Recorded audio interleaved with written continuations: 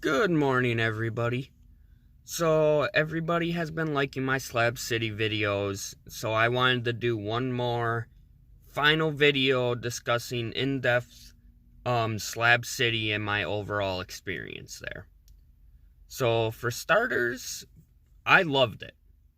I stayed 2 nights, and I wish I could have stayed longer, but I had to work this weekend. But it was a great experience, and I'm definitely going to be going back to Slab City sometime in the future.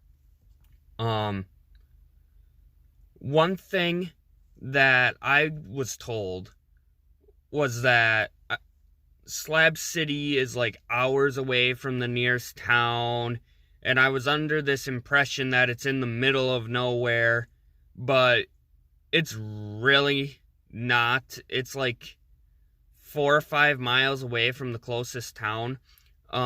Where we were at in Slab City, we could actually watch the sunset and then see the city light up at night. So you aren't in the middle of nowhere, for starters. While we were there, I saw the fire truck come in 3 times. On our last day as well, we saw the sheriff drive by. I mean, it's not, if you haven't figured that out, it's not lawless. It's just kind of, you're away from society type of thing, is what the impression is.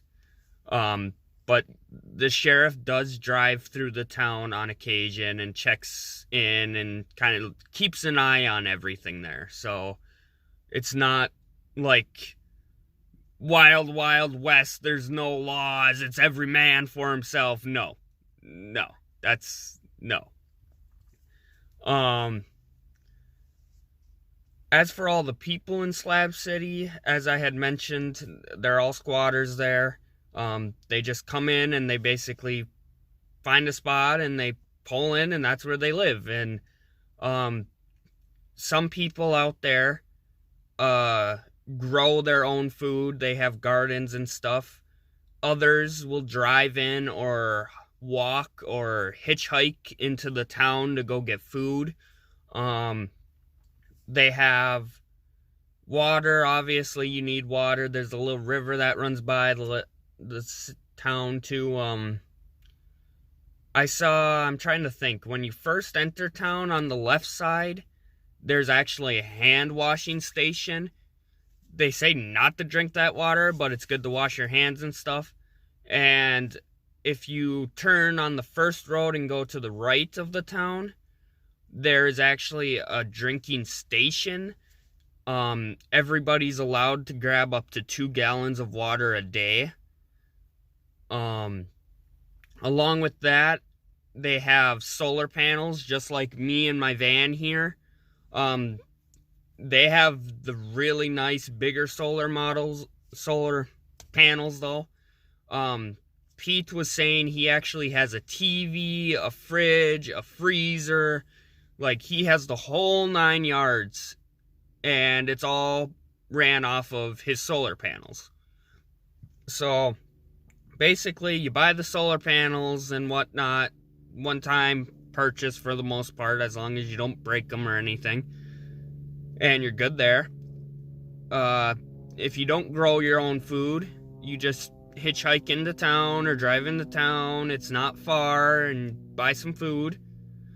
Water, same thing, buying your own water, or I don't know exactly how their system works out there. Pete actually has it so someone in town collects water and delivers it to him, and then he pays them for it using the money from his art shop. So it's definitely a different lifestyle, but there's a lot of misconceptions about Slab City as well. Now I wanted to discuss also 5 things that I highly recommend. If you're ever in Slab City, these are the 5 must-sees. This is based off of what I saw while there, and some recommendations from Pete and some other locals as well. Number one, right when you're driving into town, Salvation Mountain. It's right there. You can't miss it. Unfortunately, when we were there, it was closed off to the public. We can't walk into it because they were painting and doing repairs to the mountain. But regardless, it's still a crazy sight to see. Definitely check out Salvation Mountain. Number two, Pete's. As you can see, I uploaded a video for Pete, so he does a lot of art and stuff. He knows his way around town. He'll give you some recommendations. He'll tell you what events are going on. Definitely go check him out. Number three, I'd say the skate park. The skate park's really cool. They have skateboards there for you to use if you don't have one. And it's got just graffiti all over it. And what it is it's actually kind of hard to see. On that first road by that water that you could get, if you keep going straight, there's a flipped over car and a sign behind it that says skate park to the left. Well, if you look to the left, you can't see anything. There's actually a bar there, and next to the bar is a giant, what used to be a pool, and that's the skate park. So I would definitely go check out that. Number four, the Coliseum. There's two giant tanks up to the right when you first enter the town. Those are covered in graffiti on the outside and the inside. I went and checked it out. I thought it was kind of cool, but I wasn't really impressed. It's kind of just like all the other graffiti, just like Bombay Beach.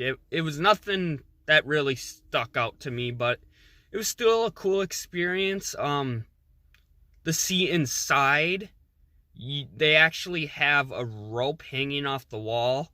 You have to climb up that rope to see inside, so I unfortunately didn't get any pictures of the inside, but it was quite the view in there. So let's see, Salvation Mountain, Pete's, skate park, Coliseum, hot springs. That one is a little bit interesting. It's going to depend on your comfort level.